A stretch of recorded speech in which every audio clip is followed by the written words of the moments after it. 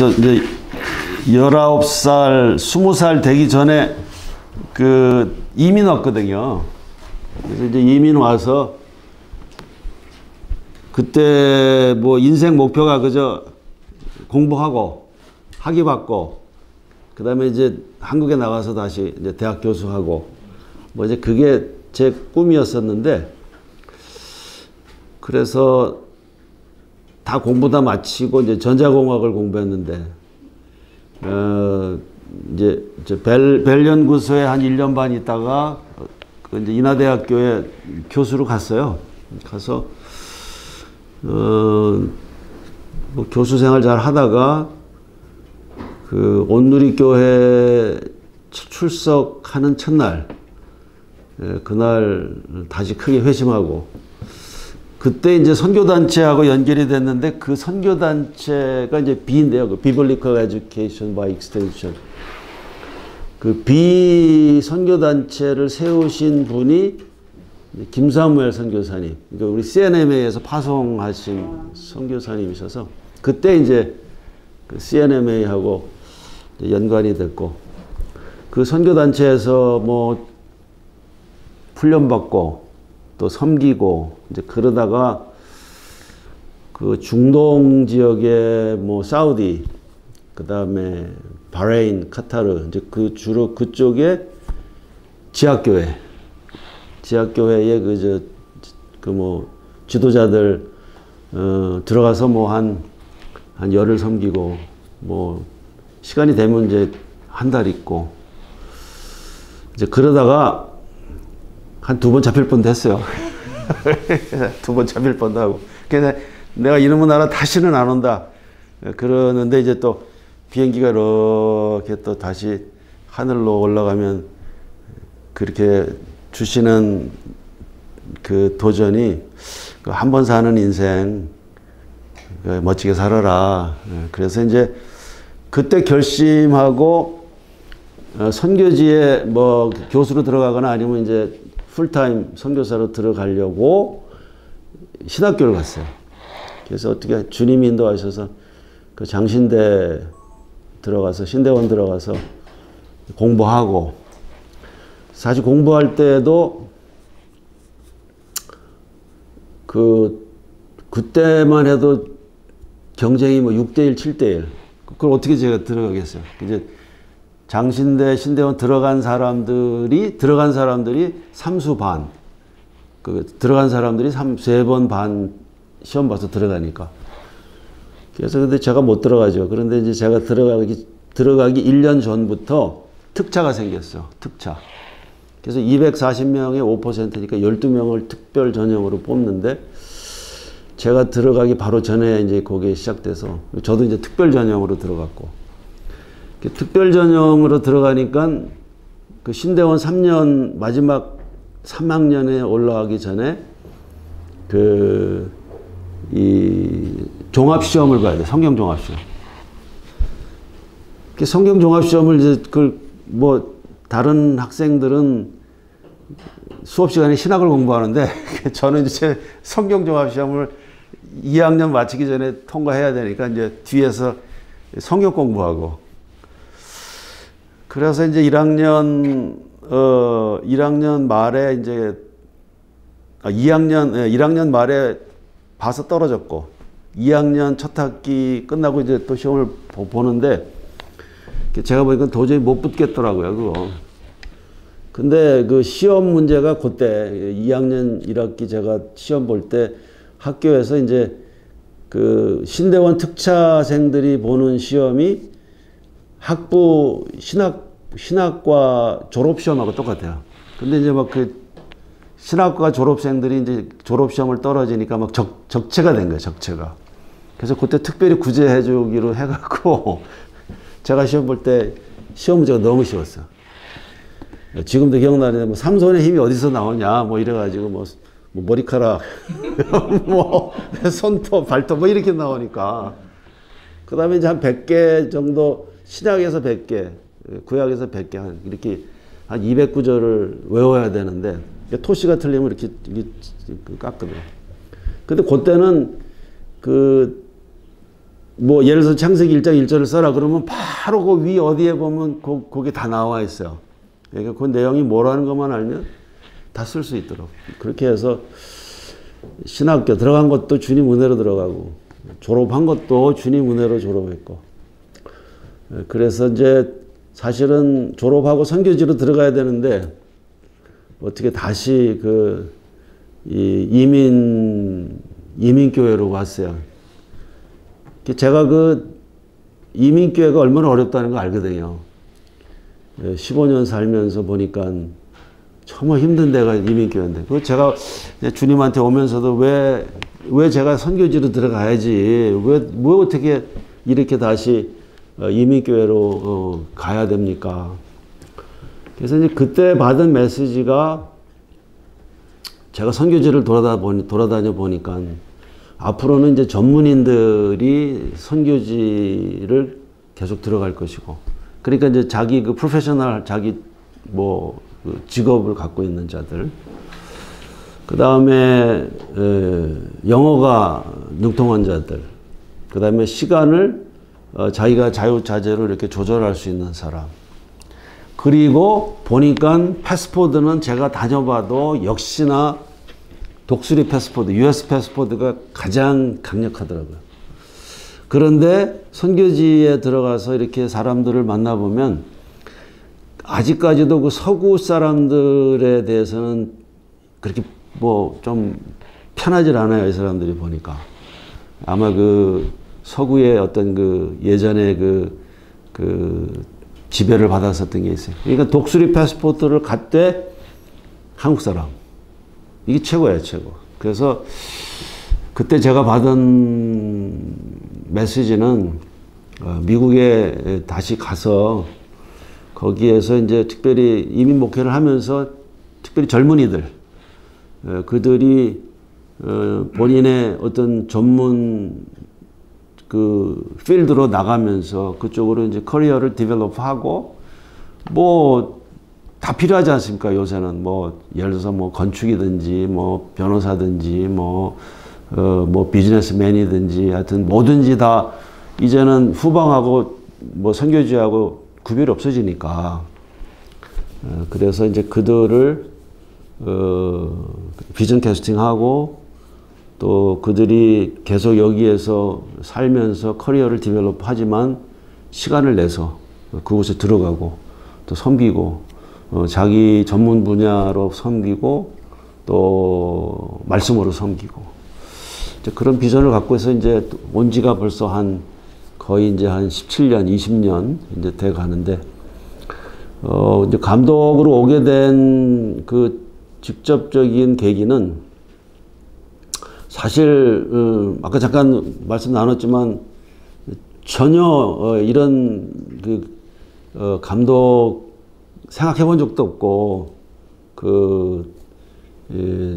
늘 교회에서 이제 함께 성도님들하고 특별히 이제 선교지 섬기는 게 너무 좋았어요.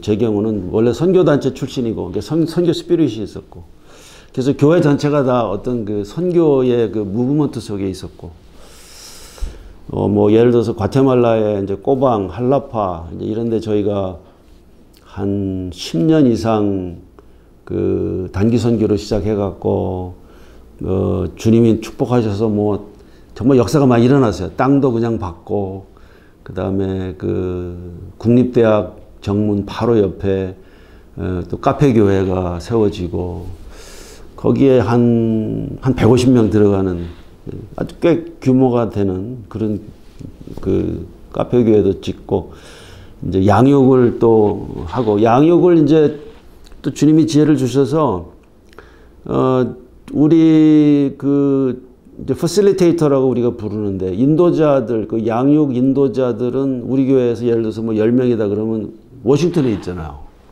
근데 선교지의 젊은이들 대학생들은 거기 있잖아요. 그래서 이게 어떻게 양육이 될까? 그때 이제 주님이 지혜를 주신 게 그때 한참 시작된 게 이제 스카이프 화상통화.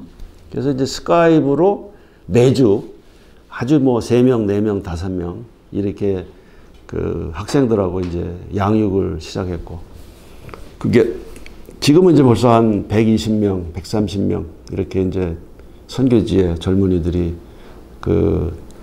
저희 교회에 있었던 교회하고 똑같은 커리큘럼을 가지고 이제 그렇게 공부하고 있고, 그 속에서 이제 그 많은 제자들이 나오는 거죠. 그래서 그 제자들 가운데 뭐 이미 변호사도 나오고 뭐 여러 젊은이들이 나왔는데, 그 카페 교회를 저희는 저희 제자들이 다 운영합니다. 그 매니저도 그렇고 뭐 부매니저도 그렇고, 그렇게 해서 여기에서 누가 가거나 뭐 또는 여기서 선교사를 파송해서 거기서 관리하거나 이런 게 아니라 직접 제자들이 다 관리하고, 최근에 이제 저희가 이제 주중에는 카페 교회로 완전히 카페입니다. 그리고 학생들이 와서 뭐 공부하고 뭐 원하는 대로 다 하고, 이제 저희가 원했었던 것은 이제 주일날 예배드리고 그 아이들이 찬양하고 기도하고, 그렇지만 이제 지역 교회들하고 경쟁이 되면 안 되니까 그 지역 교회들은 다 오전에 섬기고 이제 저녁에 와서 함께 열린 모임하고 또 예배드리고 찬양하고 이제 그런 것이 이제 지금 시작됐고요.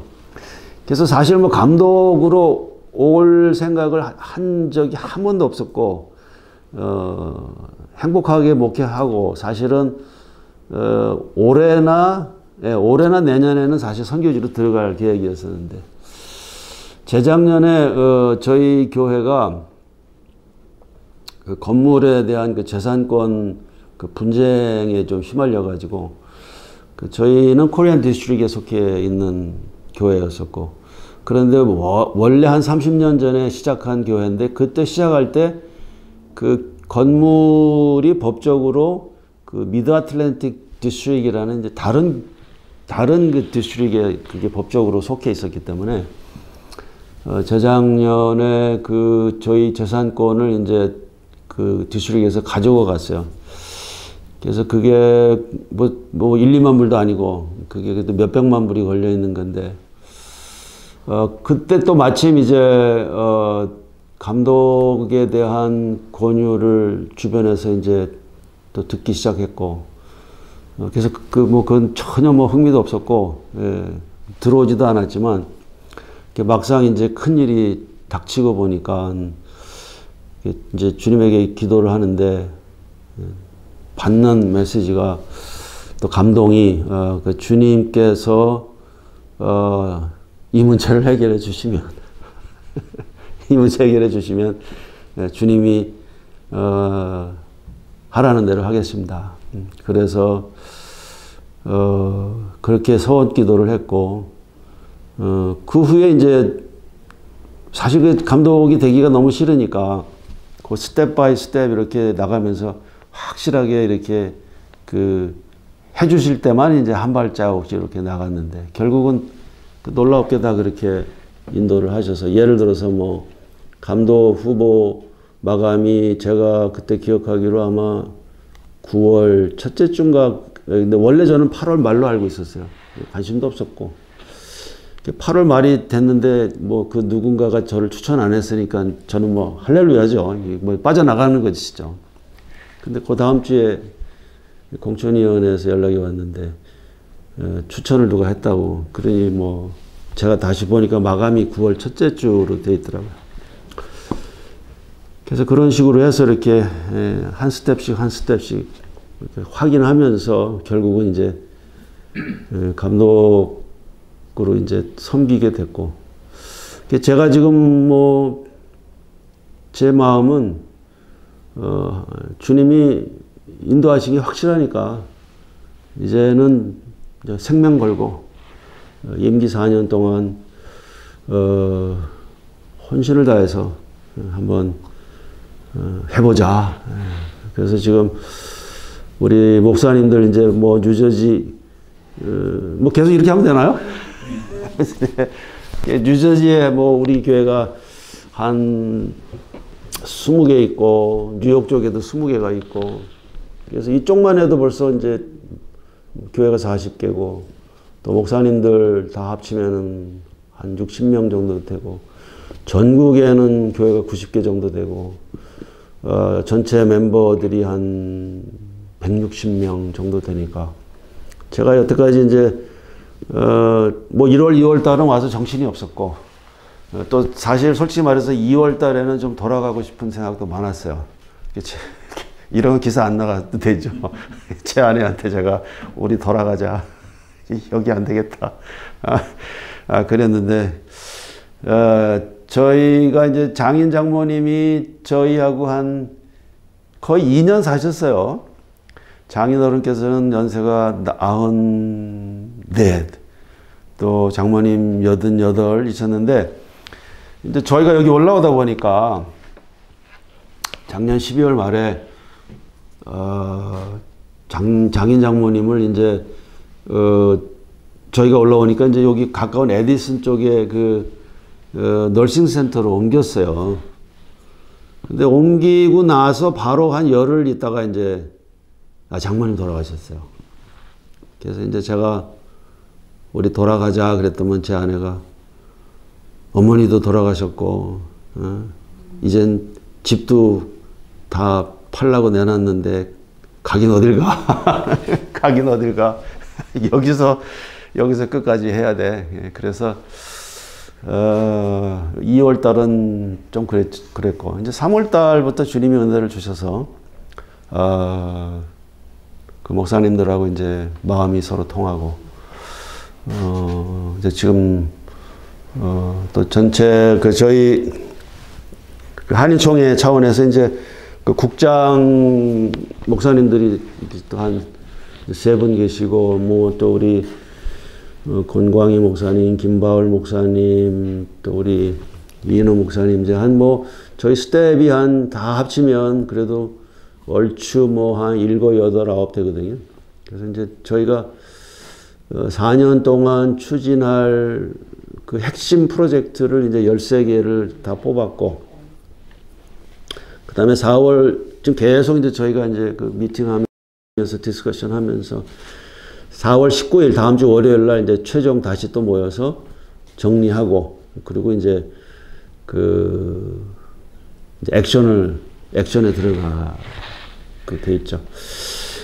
그래서 그 제가 이런 식으로 하면 되나요? 네. 사실 뭐 이거는 그렇게 어떻게 보면 다 이 스탠다드인 거를 해놔갖고 나중에 한번 읽어보시고요. 그냥 감독님 쭉 하고 싶은 얘기 하시고요. 네네. 그러면 이제 더 이상 할 얘기 없으시면 저희가 좀 물어보고. 네네네. 네. 그래서 사실 그 지금 현재 이민교회가 너무 어렵지 않습니까? 워낙 어려운데 지금 이제 코로나 그 사태 때문에 뭐 작년에 뭐 완전히 이제 쑥대밭이 됐고 이제 온라인으로 예배를 드리면서 교회들이 이제 지금 다 지금 상황 파악이 잘 안 될 정도로까지 지금 돼 있거든요.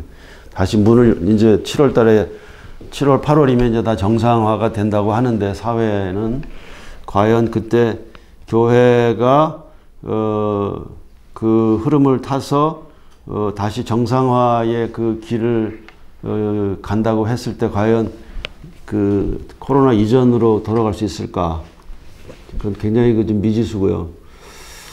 비관적으로 보는 사람들은 아마 뭐 반 이상은 아마 사라졌을 수도 있다. 뭐 이런 이야기들을 하는데. 그래서 이제 과연 지금 이 상황에서 어떻게 그 이민교회들이 다시 부흥의 그 축복을 누릴 수 있을까? 사실 그게 이제 뭐 제 고민이고, 뭐 저만 그러겠습니까? 한인총회 전체의 고민이고, 또 우리 CNMA 교단 전체의 또 고민이고, 우리 이민교회 전체의 고민이고, 또 한국교회들도 많이 지금 그 쇠하고 있는 상황이라서 가장 그 고민하는 게 그건데, 저희 CNMA 교단은 가장 잘하는 게 선교잖아요. 선교하는 교단이고, 선교가 좋아서 사람들이 모인 거고, 우리 교단의 그 한인총회 목사님들을 보면 특징이 뭐냐면, 다른 교단도 그렇지만 굉장히 순수하세요. 착하세요. 예. 왜냐하면 뭐 앞뒤 재거나 이런 걸로 해서 교단에 조인하신 분들이 아니라 그냥 선교 자체가 좋아서 조인하신 분들이기 때문에 그래서 다양한 백그라운드를 갖고 있지만 그 선교에 생명을 거는 그 공동체가 우리 CNMA 또 한인총회 그 공동체이기 때문에 제가 기도하고 또 준비하는 그 어떻게 다시 리바이벌을 할 거냐 하는 데 있어서 우리는 가장 잘하는 것을 계속 더 잘하자.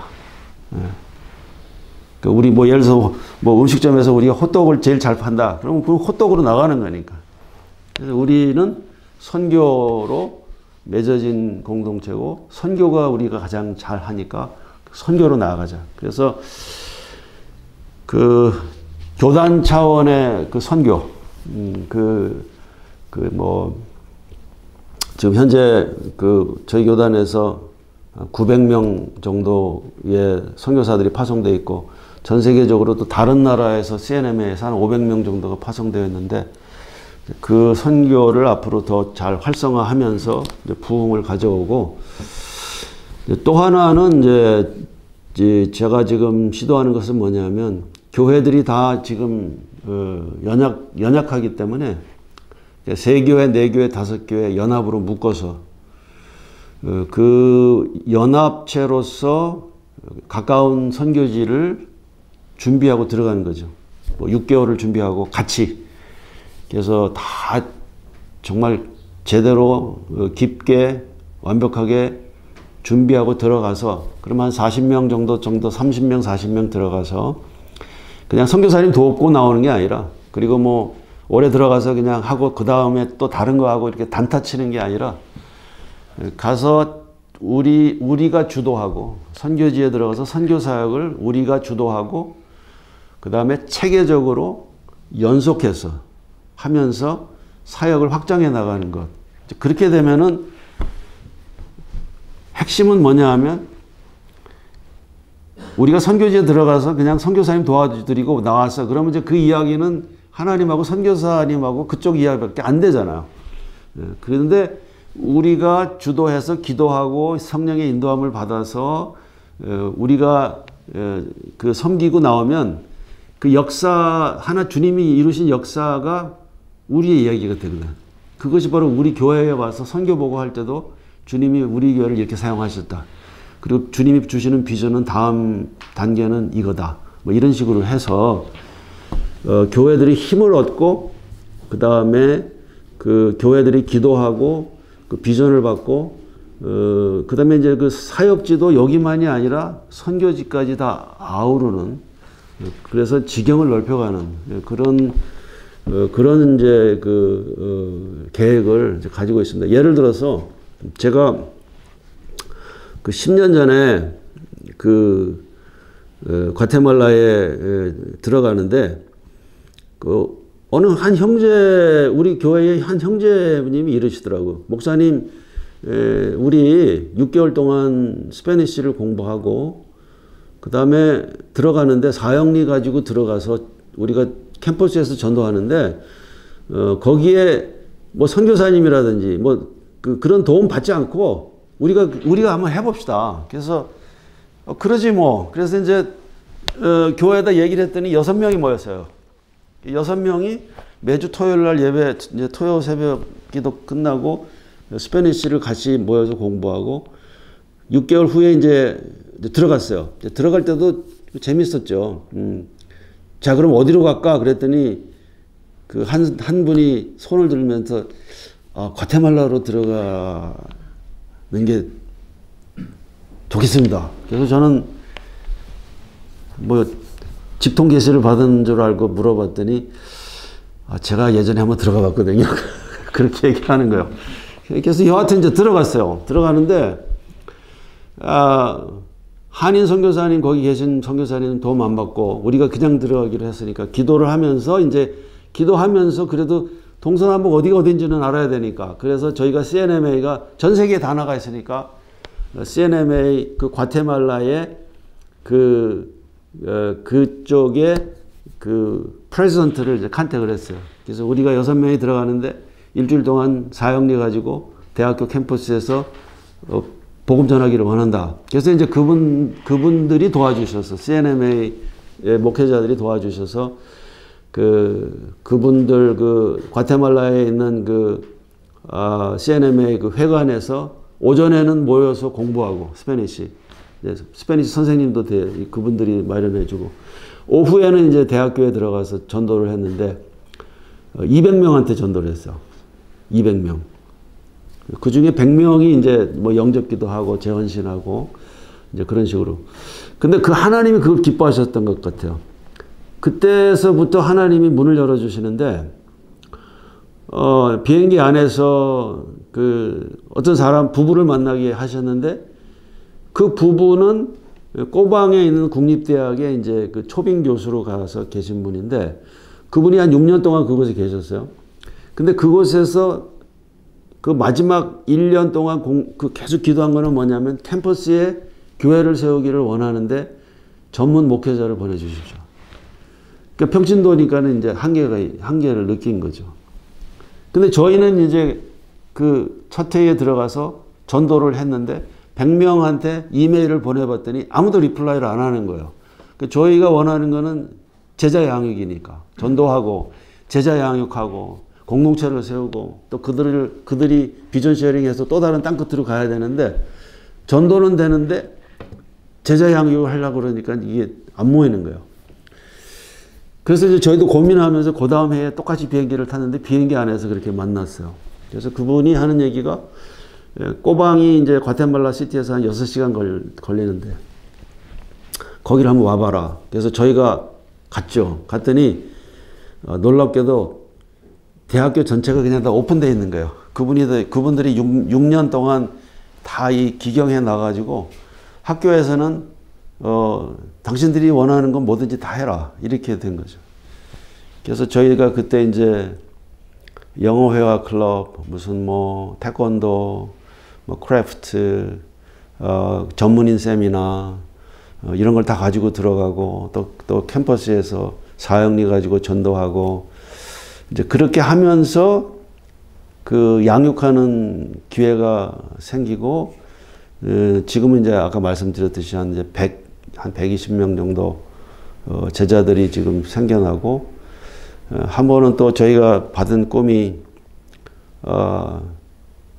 카페 교회를 짓자, 카페 교회를 열자 그랬는데 사실은 그거 그냥 다운타운에 건물 하나 렌트해서 시작하려고 했는데 주님은 지금 이제 4,500명이 등록되어 있는 꾸노라는 북쪽 꾸노라는 가장 큰 도시에 국립대학 바로 옆에 땅이 있었는데 그 땅을 보니까 그게 시청 땅이에요.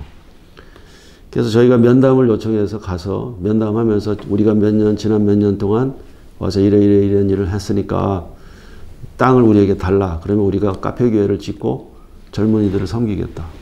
그게 사실 말이 안 되는 거죠. 그 금싸라기 같은 땅을 시청에서 왜 주겠어요. 그런데 하나님 역사하셔서 땅도 받고 또 교회에서 또 성도님들 역사 가운데 카페 교회가 지어지고 그래서 그런 역사가 일어나는 것을 이제 제가 보면서 감독으로 와서 지금 이제 주님 앞에 기도하면서 코로나가 이제 다 종식되고 다시 선교지가 열리면 아까 제가 나눈 것처럼 작은 교회들 사실 단독으로 선교 가기도 정말 굉장히 힘든 교회들이 많잖아요. 그러니까 그런 교회들은 지금 어디서부터 어떻게 해야 될지 전혀 모르고 있거든요. 그냥 기도만 하고 있는 거죠. 물론 기도가 역사의 시작이고 그 역사의 불을 가지고 오지만 또 주님께서는 또 뭔가 그 다음에 또 행동으로 이어주셔야 되니까. 그래서 그 작은 교회들을 연합으로 묶어서 팀으로 만들어서 선교지로 연결해서 들어가고 제가 이런 경우도 있어요. 할라파라는 지역이 있는데 할라파에 제가 가서 도시 그러니까 그 안에 걷다가 길을 잃어버렸어요. 근데 막 이렇게 헤매면서 가는데 이렇게 보니까 학교 문이 있는데 학교 문 안을 이렇게 봤더니 너무 아름다운 거예요. 저는 그게 사립학교인 줄 알았어요. 그리고 그 도시에서 가장 최고의 명문 사립학교 정도 되는 줄 알았어요. 근데 제가 딱 그게 오는 게 뭐냐면 이 교장 선생님을 만나야 되겠다. 그냥 온 거예요, 제가. 그래서 들어가서 교장 선생님이 어디 있습니까? 그랬더니 여기 있다고 그래요. 근데 그거 알아보니까 오전에는 고등학교가 있고 오후에는 중학교가 있는데 공립학교예요. 그래서 오후에 그때 들어갔어요. 그때 가서 그 중학교 교장 선생님을 만나자마자 제가 뭐라 그랬냐면 꼬방이라는 곳에서 우리가 지금 선교사역을 하고 대학생들을 이렇게 섬기고 있는데 이번 여름에 우리 단기 선교팀이 또 오는데 제가 왜 그렇게 이야기했는지 모르겠어. 학생들을 4일 동안 우리한테 맡겨달라. 그러면 우리가 섬기겠다. 그때 뭐 교장 선생님은 사실은 그게 어이가 없는 얘기죠. 이게 무슨 뭐 알지도 못하는 사람이 와가지고 그래서 그걸 설명하고 기도하고 그래서 그분이 오케이를 하셨어요. 그래서 이제 그때서부터 저희가 한라파에 들어가서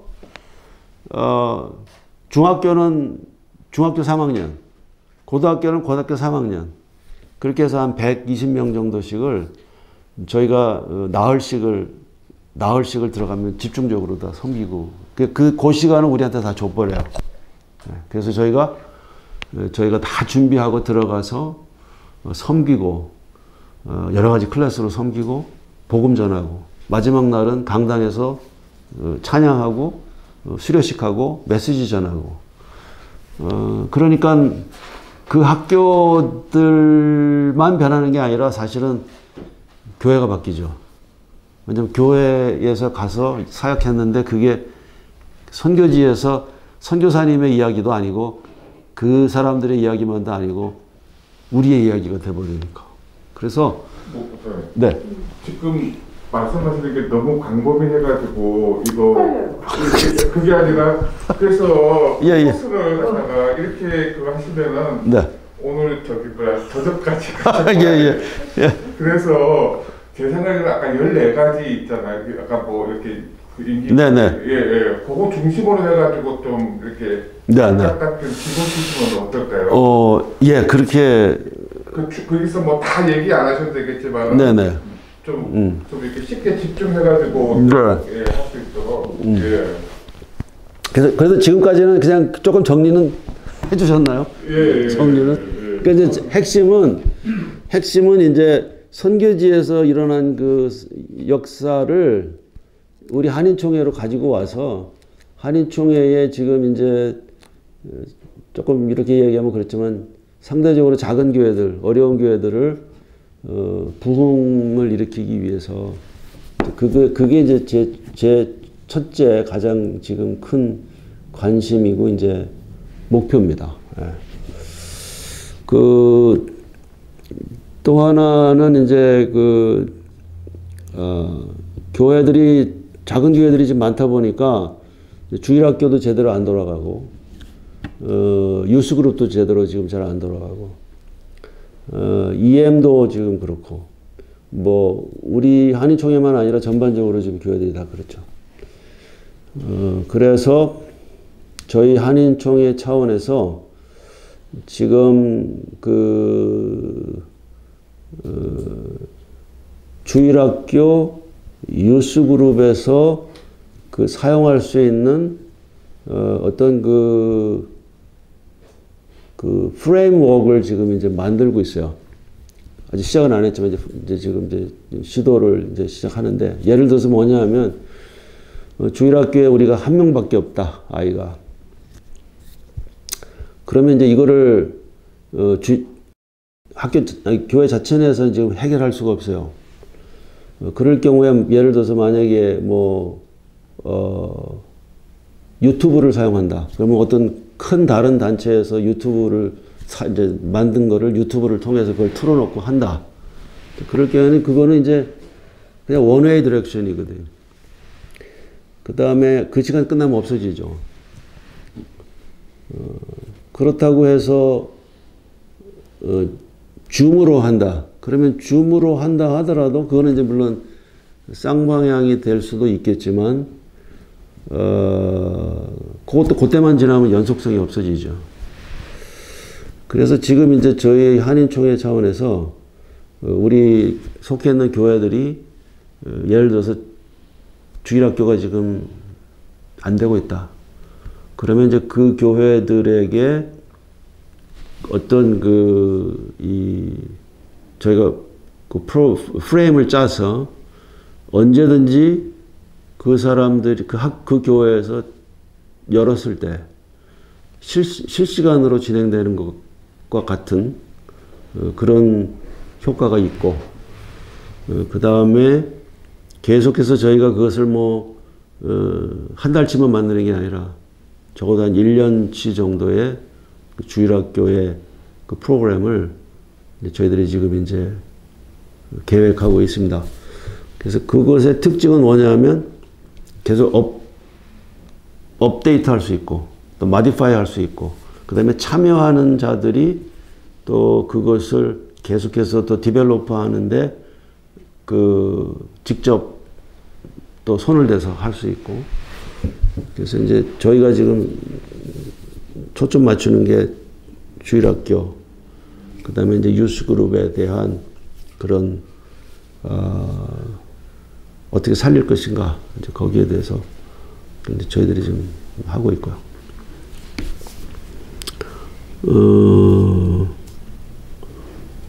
그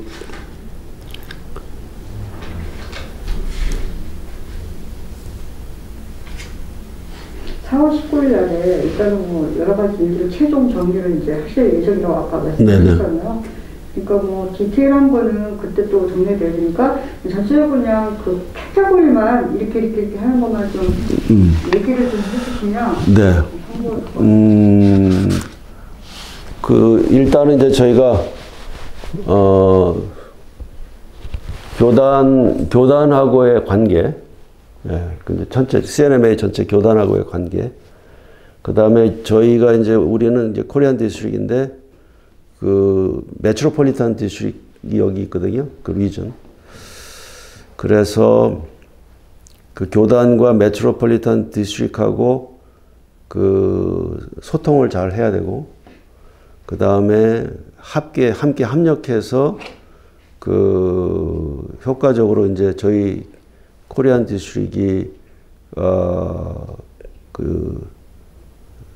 더 커질 수 있도록, 예를 들어서 유스 컨퍼런스 같은 거, 유스 리트릿 같은 거, 그런 거는 이제 내년 4월에 그 메트로폴리탄 디스트릭에서 내년 4월에 그 유스 리트릿이 있는데 준비하고 있는데 저희도 함께 준비하면서 적극적으로 참여하려고, 그렇게 해서 이제 유스 그룹들이 다시 좀 리바이벌 되고 커질 수 있도록. 그 다음에 교회를 이제 저희가 지금 이제 처치 플랜팅을 해야 되는데 굉장히 좀 어렵죠. 처치 플랜팅이 지금 너무 어려운 상태인데, 특별히 이제 1.5세 2세들이 이제 주가 되어서 이제 EM 처치가 이제 또 시작이 지금 많이 되고 있는데, 그래서 저희들이 이제 EM, 그러니까 이제 주로 영어를 쓰는 1.5세 2세들이 이제 주가 되어서 개척되어지는 교회들은 메트로폴리탄 디스트릭하고 이제 연합해서 그렇게 지금 하려고 하고 있습니다. 그 다음에 그동안 저희가 목회자들의 그 후생복지 쪽으로 이제 저희가 많이 노력은 했었지만 아직 그렇게 구체적인 열매들을 맺지를 못했어요. 또한 다른 교단에 비해서 사실 저희는 선교가 좋아서 모였기 때문에 약간 여태까지는 조금 좀 다른 교단에 비해서는 좀 그게 잘 되어 있지는 않았었어요. 그래서 올해 저희가 이제 지금 그 은퇴연금에 대한 후생복지에 대한 것들을 저희들이 시작을 했고요. 그래서 아마 올해 말 정도 되면 그 기본적인 그런 은퇴연금에 대한 시스템들이 구축이 됩니다. 그래서 목사님들이 걱정하지 않고 사역에 집중할 수 있도록 저희들이 그렇게 하려고 하고 있고요. 거기에 붙여서 말씀드린다면 외부에 계신 목회자들, 신학생들 또는 평신도들, 교회들, 하여튼 선교에 관심이 있으신 분들은 언제든지 웰컴이고요. 그리고 이제 은퇴연금 후생복지는 저희가 최선을 다해서 지금 준비하고 있으니까 그런 것들을 좀 참조해 주셨으면 좋을 것 같아요. 그 다음에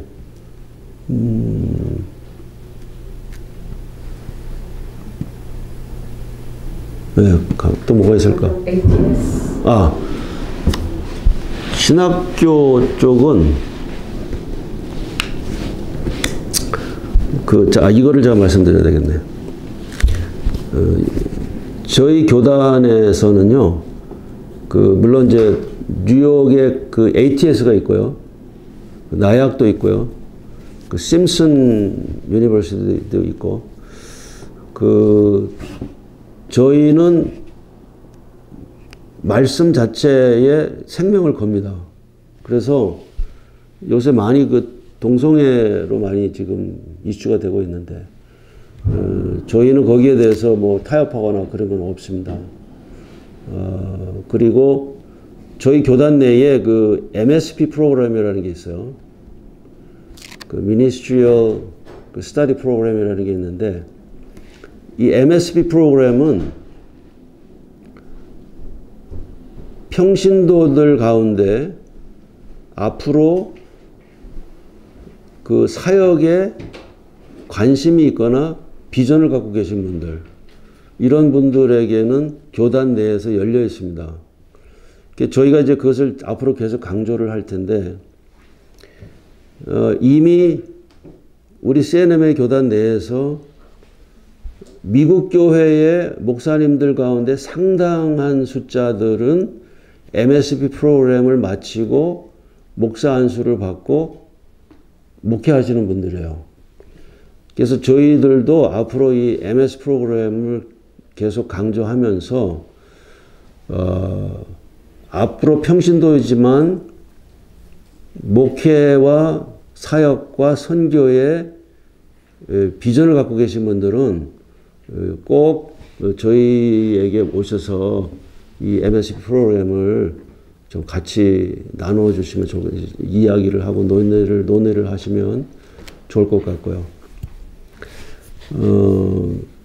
또 하나 제가 말씀드리고 싶은 거는, 저희 교단에서 지금 마켓플레이스 프로그램이라는 게 있어요. 마켓플레이스 미니스트리, 마켓플레이스 미니스트리. 이 마켓플레이스 미니스트리는 뭐냐면,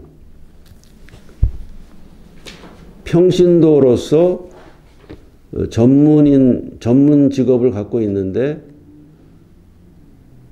외국에 나가야 되는 분들, 또는 외국하고 자주 연관이 되어 있는 분들은 저희 교단 차원에서 선교사로 파송합니다.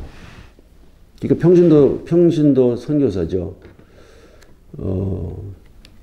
그래서 앞으로 평신도이시고 목회자가 되거나 무슨 전문 풀타임 선교사가 되기를 그런 생각은 없지만, 그러나 잃어버린 영혼들에 대한 열정이 있고 제자 양육에 대한 열정이 있으신 분들은 저희 교단의 마켓플레이스 미니스트리에 참여하시면 굉장히 큰 그와 같은 보람을 느낄 수 있는 그런 길이 열려집니다. 그래서 그거 제가 말씀드리고 싶고요.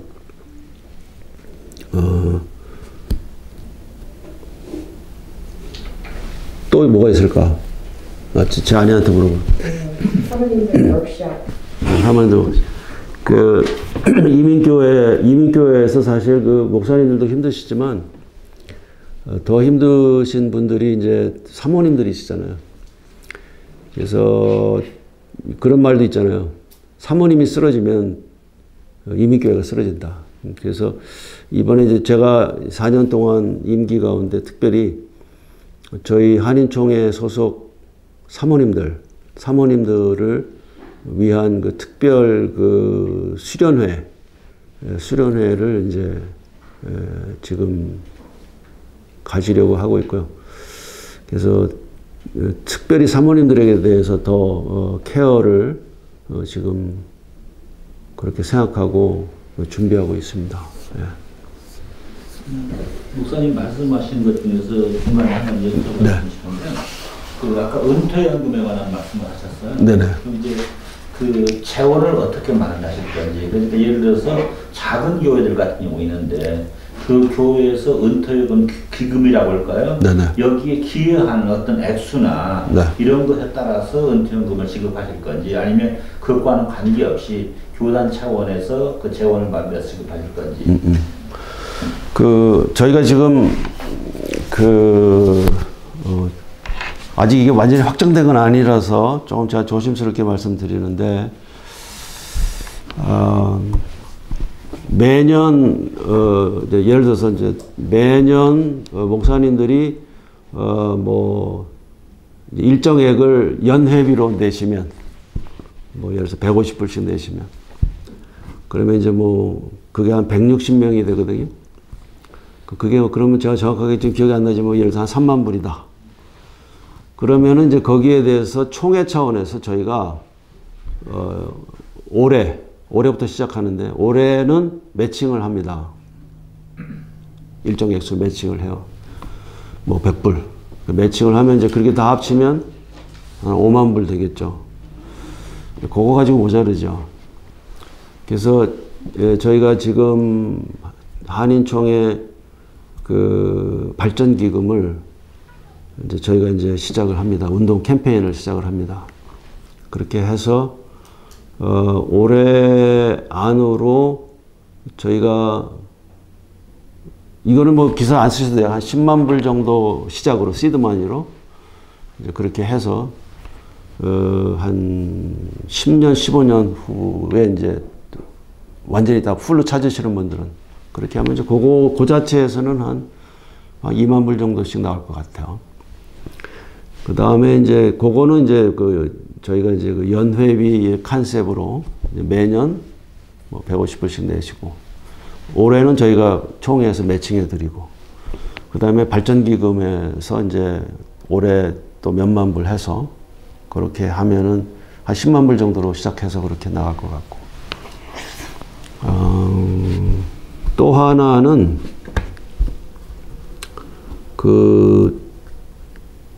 저희가 사실 보면은 재정이 넉넉한 교회도 있고, 재정이 너무 이제 어려운 경우도 있잖아요. 그런데 그것이 재정이 지금 어려운 교회가 뭐가 잘못돼서 그런 게 아니라, 특별히 우리 CNM의 한인총회에 속해 있는 교회들은 상대적으로 미국에서 어떻게 보면 선교지보다 더 어려운 데에 있는 교회들이 꽤 있거든요.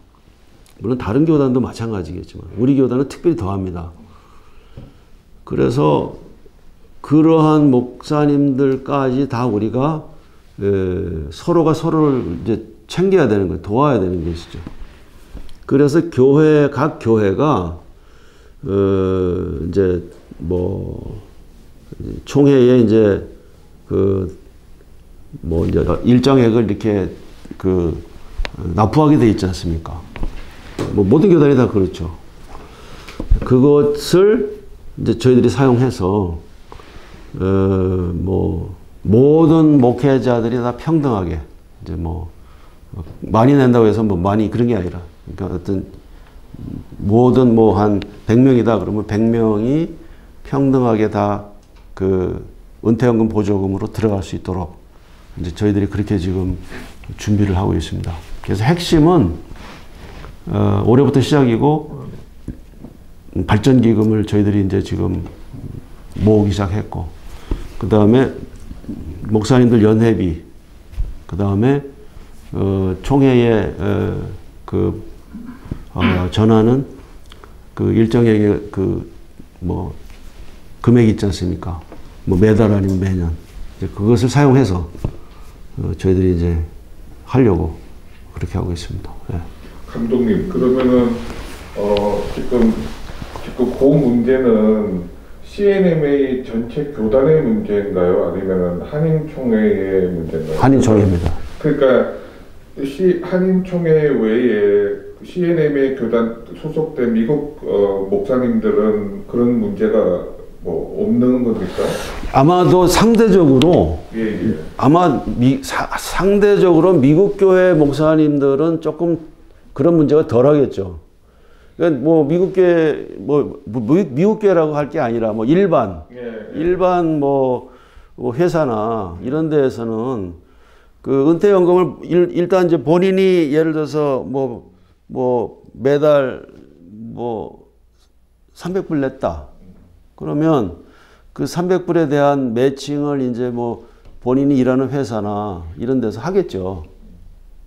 그렇게 해서 이제 그것이 이제 은퇴연금 보조금으로 들어가고 이제 그게 적립이 되지 않습니까? 미국 교회들의 많은 경우 다 그렇게 하는 걸로 제가 알고 있어요. 그런데 그 우리 한인 교회들 목회자들은 지금 상황이 너무 어렵거든요. 그게 잘 안 되거든요. 그러니까 사례비 받기도 어려운 상황이고, 그러한 속에서 각 교회에 목회자들을 위한 은퇴연금을 마련한다. 그건 또 너무 큰 부담이거든요. 그래서 저희 한인총회 차원에서 이제 그런 것을 지금 마련하고 있습니다. 네. 한 가지 더 이제 동성애 문제인데요. 네네. 실제 지금 동성애를 용인한다고 할까 수용한다고 할까 이제 하는 교단에서도 한인 목회자들은 거의 다 반대하거든요. 네. 반대하지만 실제 이제 주류를 이루고 있는 그 미국 목사님들이 찬성하다 보니까 교단 전체가 찬성한 쪽으로 넘어가는 거죠. 네. 그럼 이제 CNMA 교단에는 그런 움직임은 없는지. CNMA 교단에서는 동성애에 대한 그러한 그 혼선이나 또는 그 찬성하는 그런 움직임은 전혀 없습니다. 네. 없습니다. 저희는 뭐 그냥 말씀 자체 그대로 절대 가치를 두기 때문에 없습니다. 목사님, 그리고 어떻게 보면 작년 총회에 나왔을 수도 있는데, 지금 CNMA 교단 한인 교회들이 이 코로나 팬데믹으로 인해 가지고 얼마나 어려운지, 또 문 닫은 교회들이 있는지, 지금 뭐 재정의 형편은 뭐 몇 프로가 줄고 이런 통계 같은 게 나와 있는 게 있나요? 저희가 이제 매년 그 애니얼 리포트가 나오기 때문에 그 리포트가 나와 있습니다. 나와 있는데 그 줄은 건 사실이에요. 준 건 사실이에요. 그런데 뭐 그렇게 막 치명적으로 아직은 거기까지는 안 갔어요. 제가 봤을 때 이거는 그 우리 교단만이 아니라 전체적인 흐름 양상인 것 같아요.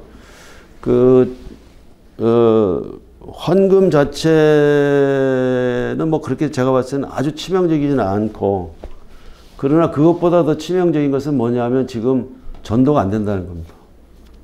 그러니까 인원수는 계속 줄고 있어요. 지난 뭐 6, 7년 동안에 그 교회에 등록되어 있는 숫자, 뭐 출석하는 숫자, 그 다음에 특별히 세례나 침례받는 숫자, 이 숫자들은 지금 계속 내려가고 있습니다.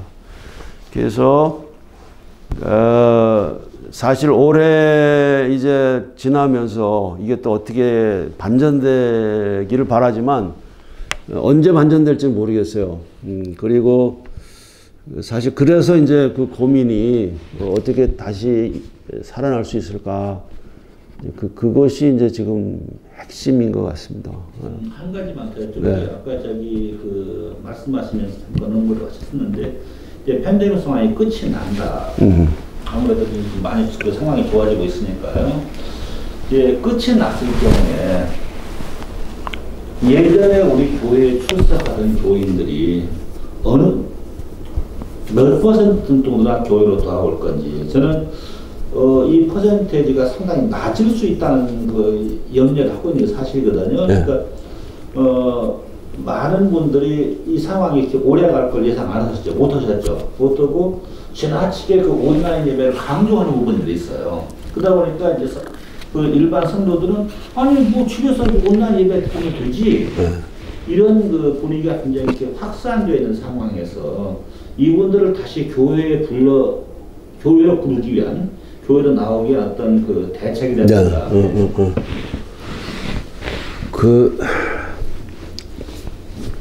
제가 목회를 해보니까요, 제 결론이 뭐냐면, 이거 내지 마세요. 사람은 안 바뀌어. 사람은 안 바뀝니다. 아무리 해도 사람 자체는 태어날 때 주님이 주신 그 형질이 있잖아요. 안 바뀌어요.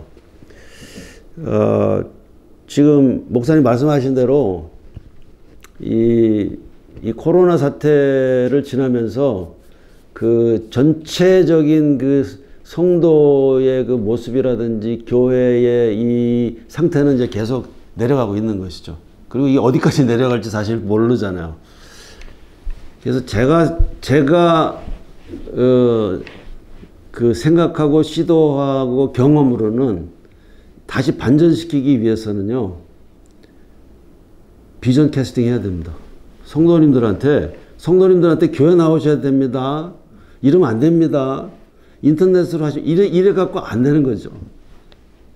그게 먹혔으면 벌써 다 이렇게 됐을 거 아닙니까? 근데 사람은 그렇게 얘기해서는 안 바뀌어요. 그래서 그 전체 흐름을 다시 이게 이렇게 내려가는 걸 이렇게 비상하게 할 수 있는 유일한 방법은, 저는 뭐라고 생각하냐면, 그들에게 다시 속에서 이 꿈을 꾸게 해야 된다고 저는 생각해요. 꿈. 그 꿈이 뭐냐. 제가 생각하는 그 여러 가지 꿈들이 있겠지만, 제가 생각하는 꿈은, 우리 교단은 선교를 잘하는 교단이기 때문에 선교로 비전을 캐스팅해야 된다. 그러니까 교회가 지금 이제 열렸어요. 선교문이 열렸거나, 그러면 처음에는 어렵죠. 아마 그 전에 비해서 반으로 줄어들었을 수도 있어요. 더 줄어들 수도 있습니다. 그 가운데에서 어떤 여하튼 선교지를 향해서 기도하고 함께 뭉치고 훈련받고, 하여튼 몇 명이라도 다시 들어가서 거기에서 몇 명이라도 체험하고, 거기에서 스토리를 갖고, 이야기를, 주님이 역사하셨다는 이야기를 가지고 일로 와야 된다는 겁니다. 제가 주장하는 게. 그러니까 여기 와서 예배를 잘 드리셔야 돼요. 졸면 안 돼요. 중간에 커피 갖고 오시면 안 돼요. 그렇게 되는 게 아니거든요. 그 몇 명이 우리들의 이야기를 교회에서 나눌 때, 그럴 때 교회는 뜨거워질 거고, 인터넷으로 이렇게 보고 있던 사람이 그 다음에는 나올 거고, 그리고 인터넷에서 저쪽에서 뭐 아름답고 뭐 그 귀한 메시지도 중요하지만, 그것보다는 사실 우리 속에서 어떤 이야기가, 주님의 역사가 일어나고 있다는 거가 자기가 느껴지고 참여하기 시작하면 교회는 다시 살아난다고 저는 믿습니다. 그리고 제가 알기로는 그 길밖에 없어요.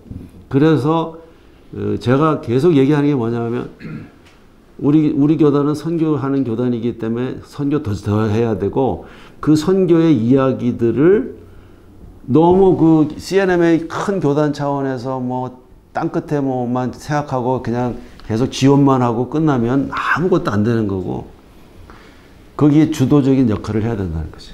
그래서 5사람이 10사람이 되고, 10사람이 이제 15명이 되고, 그러면 이제 주변에 있었던 사람들이 회복될 거고. 저는 지금도 그 워싱턴에 있을 때 이제 저희 교회에 non-profit organization이 선교단체가 있었는데, 그 non-profit organization의 그 비전을 같이 하는 사람들은 계속 있어요. 그게 중요한 것이죠. 그러니까 비전 캐스팅을 하고 그 다음에 그냥 관객이 아니라 뭐 돈만 내고 뭐 헌금하고 그렇게 했다 그게 아니라 진짜 짐 싸가지고 티켓팅해서 2명이건 5명이건 갔다가 올 때 그때 교회는 다시 살아난다고 저는 믿습니다. 그거는 근데 어떻게 보면은 교회적으로 이렇게 할 수 있는 일이고 총회적으로는 좀 팬데믹으로 어려운 교회들을 갖다가 뭐 이렇게 단편적으로 뭐 재정 뭐 좀 도와주고 이런 거는 좀 한계가 있는 것 같고 아무래도 좀 어떻게 좀 폭넓은 계획을 가지고 계신 게 없나요? 그러니까 팬데믹으로 어려운 교회를 갖다 회복시키기 위해서. 네.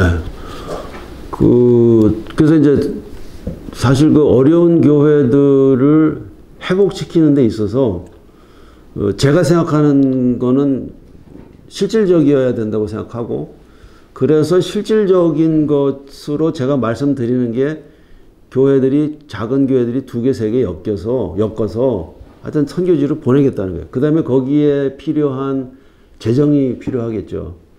그 재정들을 저희들이 총회 차원에서 예를 들어서 그 음악이나 이런데 갖고 있는 달란트들을 갖고 있어요. 음악회 또는 뭐 비전 캐스팅의 밤 이런 식으로 해서 그 지역에서 또는 그 교회에서 그런 행사들을 하고 거기에서 그 헌금을 우리가 펀드레이징 하고 이런 것들을 이제 저희들이 다 구상하고 있습니다. 뭐 총회 차원에서 이런 것도 지금 생각하고 있어요. 어려운 교회들을 우리들이 뭐 5분이건 10분이건 이렇게 같이 뭐 대담을 하고 그렇게 해서 그것을 갖다가 이제 주변에 또 같이 나눠주고 뭐 이런 것들을 하고 있는데 사실 저는 원래 전자공학을 공부했기 때문에 어떤 이론적으로 뭐 이렇게 해야 되지 않겠냐 그래서 방향만 크게 제시하고 그냥 끝나는 거는 제가 봤을 땐 그건 의미가 없는 것 같아요. 그거는 뭐 하나를 하더라도 구체적으로 뭔가를 할 수 있는 것들, 그 다음에 집중해서 할 수 있는 것들, 그래서 이제 그런 것들을 이제 생각하고 있고, 사실 그 목회가 어려운 분들은, 여러 가지로 저희가 지금 생각하고 있지만, 제가 한 거의 10년 전에 한번 우울증이 왔었어요. 대인 기피증이 나타나고, 막 설교하다가 막 그냥 멘붕 상태에 들어가고. 그래서 이제 그때 하나님이 은혜 가운데 이제 어떤 귀한 목사님을 만나게 해서 이제 그때서부터 제가 했었던 게 영적 독서라는 게 있습니다. 렉티오 디비너. 그래서 렉티오 디비너를 이제 몇 년 동안 하면서 제가 이제 회복을 했어요. 그래서 앞으로 특별히 젊은 목회자들, 그리고 많이 지금 힘들어하는 목회자들을 위해서는 저희들이 어떤 영적인 도움을 줄 수 있는 그런 멘토링이라든가 또는 전체 시스템 같은 것들을 저희들이 지금 구축하고 있습니다. 그래서 어떻게 보면 여러 가지로 지금 이제 다방면으로 지금 시도를 해야 될 것 같아요. 사실 이게 뭐 한인총회 저희들만의 문제는 아니고요. 이민교회 전체에 지금 사실 문제죠. 그리고 제가 봤을 땐 다른 교단도 지금 다 지금 준비하고 있을 겁니다.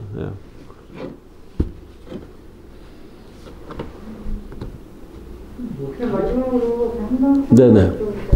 일단은 지금 있던 디테일한 얘기를 해주셨는데 그래서 지금 감독님께 새롭게 이제 한인총회를 4년간 이끌어 가실 텐데요.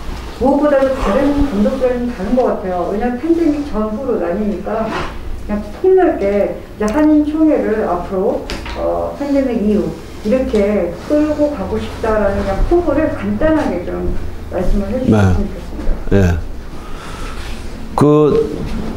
제가 결론 내리는 건 뭐냐면 어려울수록 앞이 안 보일수록 다시 근본으로 돌아가야 된다.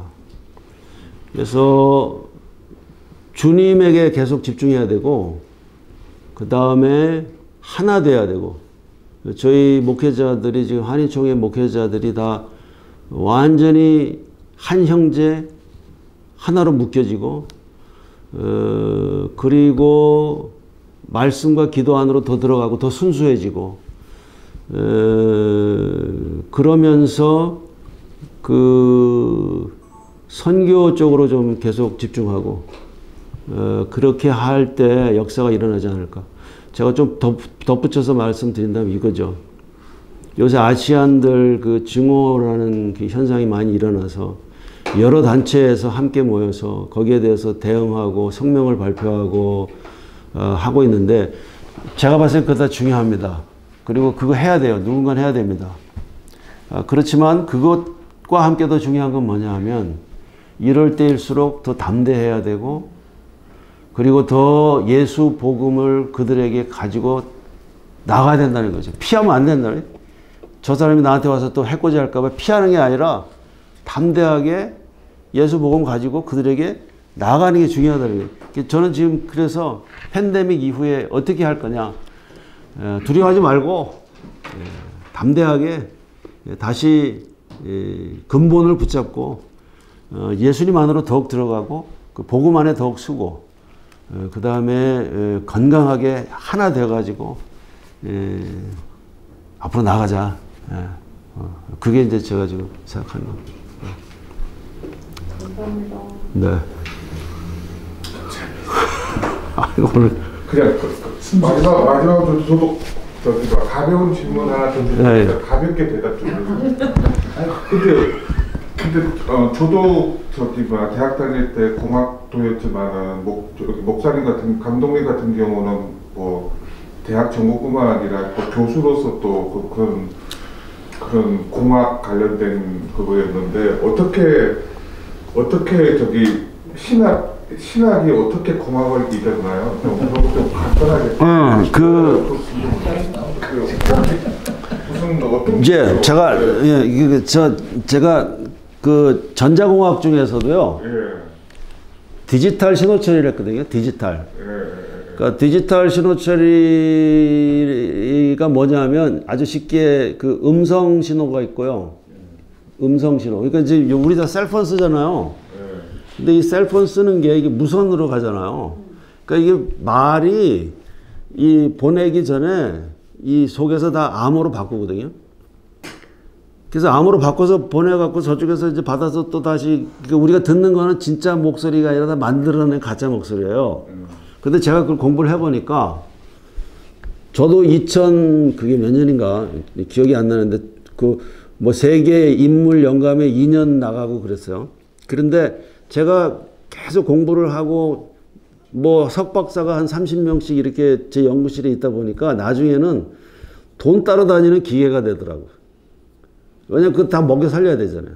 실험실 돌리고 뭐 석박사 다 먹여 살리고. 그런데 제가 가만히 보니까 이게 점점 기술이 발전하고 발전하는데 선하게 사용되기도 하지만 더 악하게 사용되고 그 다음에 그게 영원한 생명하고는 직관되지 않더라고요. 피곤해지더라고요. 그래서 제가 한국에 가서 굉장히 열심히 일하다가 어느 날 온누리교회 가서 예배를 근데 완전히 뭐 그냥 아직 바닥을 칠 텐데 그때 그 메시지가 40년 동안 광야를 헤매는 이스라엘 백성들. 근데 저하고 똑같더라고. 그래서 내가 이렇게 살라고 여기까지 이렇게 와서 열심히 일하나. 이건 아닌데. 그래서 보니까 테크놀로지는 인간을 편하게는 만드는데 문제를 해결은 못해요. 제가 보니까. 그래서 결국은 그때서부터 이제 영원한 생명으로 나가자.